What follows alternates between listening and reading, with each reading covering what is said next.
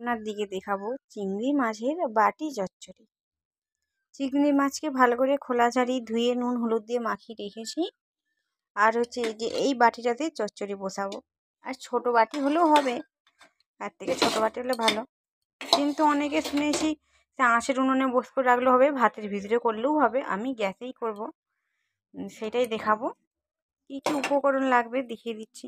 এইটা হচ্ছে লঙ্কা বাটা, কেন কাঁচা লঙ্কা বেটে দিলেও হবে বা গুঁড়ো লঙ্কা দিলেও হবে, যেহেতু সেটা আমাদের এখন এই মুহূর্তে নেই।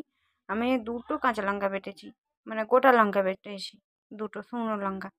আর এইটা সাদা সর্ষে বাটা, এটা পেঁয়াজ বাটা, আর এইটা একটু জিরে বাটা। এইটা দিয়েই আমি করবো আজকে।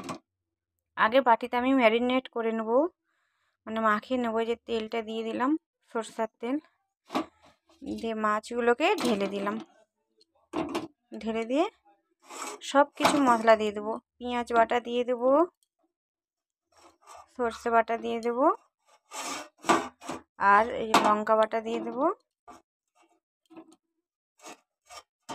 আর হচ্ছে জিরে বাটা দিয়ে দেবো। দিয়ে একটু ভালো করে হাত দিয়ে মাখিয়ে নেব। একটু রান্নার ব্যাপার তো, আমার আবার চামচ ফামচ আমি ব্যবহার করতে খুব ভালো লাগে না, ওই জন্য একটু হাত দিয়ে করে নিলে ভালো মাখানা হয়ে যাবে।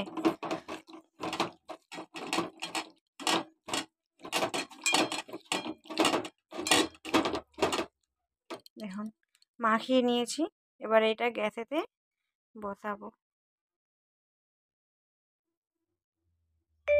আর সে মশলা বাটার ডিশটা ছিল, একটু 1 চিমটি সামান্য জল দিয়ে, মানে ডিশের জলটাকে ধুয়ে দিয়ে দিয়েছি বাটিতে। প্রথমে একটু করে নেবো,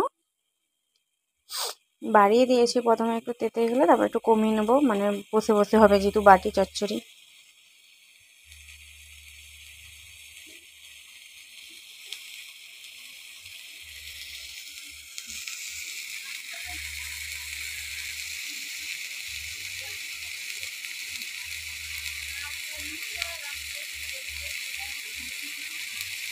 দিয়ে এবারে লো করে দিলাম, অন করে দিলাম গ্যাসটাকে।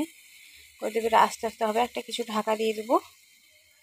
ঢাকা দিয়ে 5 মিনিট নয়, ওই 3-4-5 মিনিটের মতন ঢাকা লো করে দিয়েছি পুরো। মানে ঢাকা দিয়ে এবার রেখে দেবো, তারপরে খুলবো কেমন হয়েছে। এখন ফিরে এলাম, 5 মিনিট হয়ে গেছে মনে হচ্ছে, আমি ঘড়ি দেখি না। এবার ওইটাকে খুলবো ঢাকনাটাকে। এই যে একটু রস রস হয়েছে, যেহেতু জল দিয়েছিলাম একটু আছে রস রস, একটু বাড়িয়ে দেবো গ্যাসটাকে। দিলে একটু মাখামাখি হয়ে যাবে।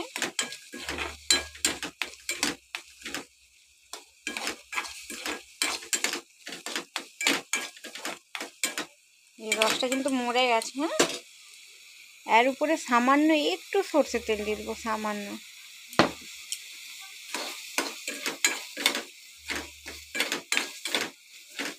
আর নুন কিন্তু আমি একবারে দিই না, সেই সময় ছিল বলে নুনটা হলুদরা মাখানা ছিল বলে আর দিই না ম্যারিনেটের সময়। তবু একটু সামান্য নুন দিয়ে দেবো অল্প করে। হয়ে গেল বাটি চচ্চড়ি বা চিংড়ি মাছের মালাইকারিও বলা যেতে পারে।